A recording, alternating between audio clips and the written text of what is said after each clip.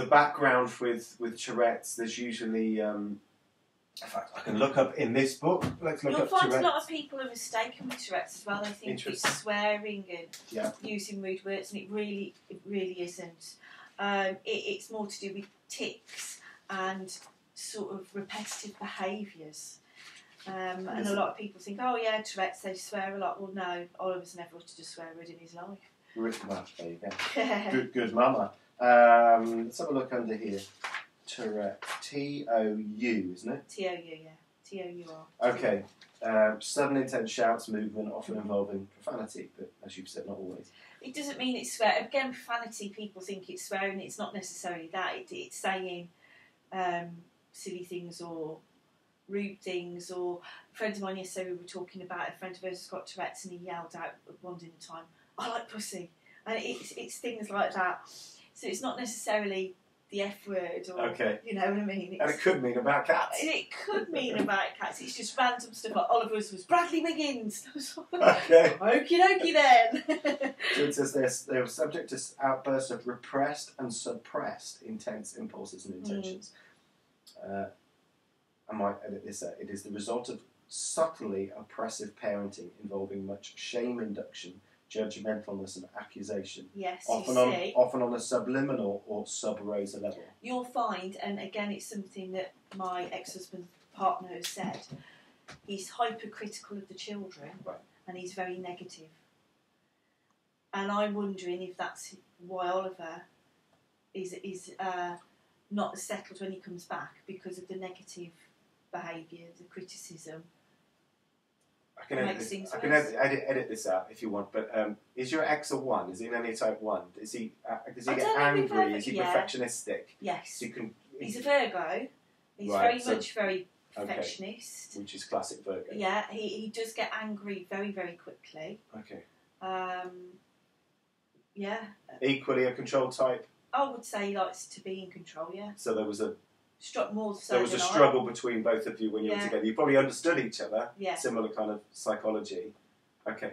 So if he's a Virgo and an Enneagram type 1 as well, that's going to be a lot of perhaps judgmentalness. Yeah. Okay. Yeah, and judgmental is a good word to use. Yes, he is. Okay, so that book's about 95% accurate. Look in other books, but that usually hits the nail on the head.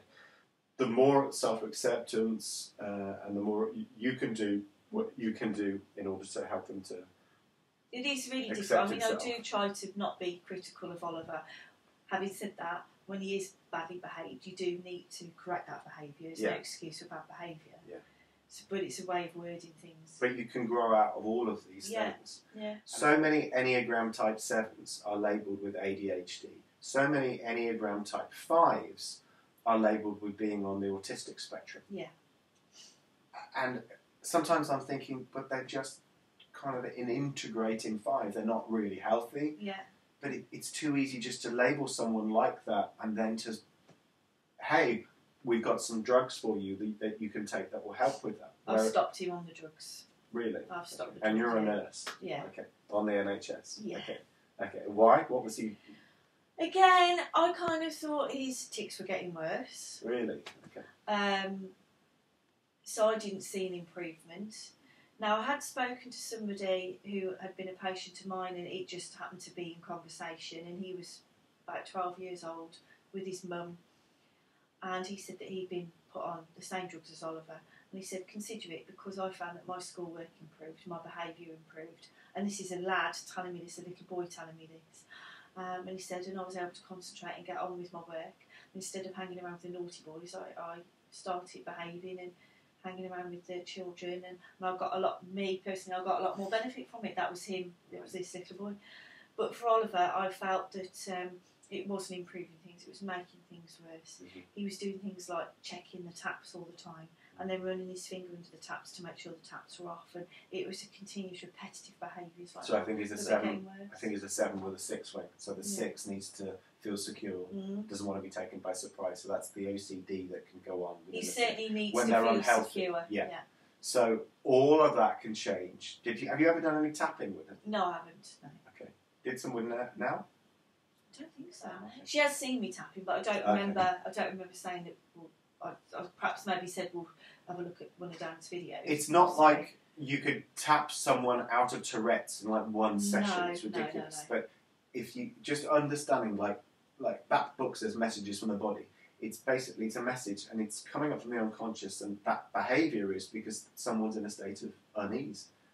So it's a big book about dis-ease, unease. So if the more ease a child can get into, or a human being, the dis-ease has more of a chance to sort of go, oh, why am I hanging around here in this mind of ease? I don't need to. It then begins to scuttle off and disappear.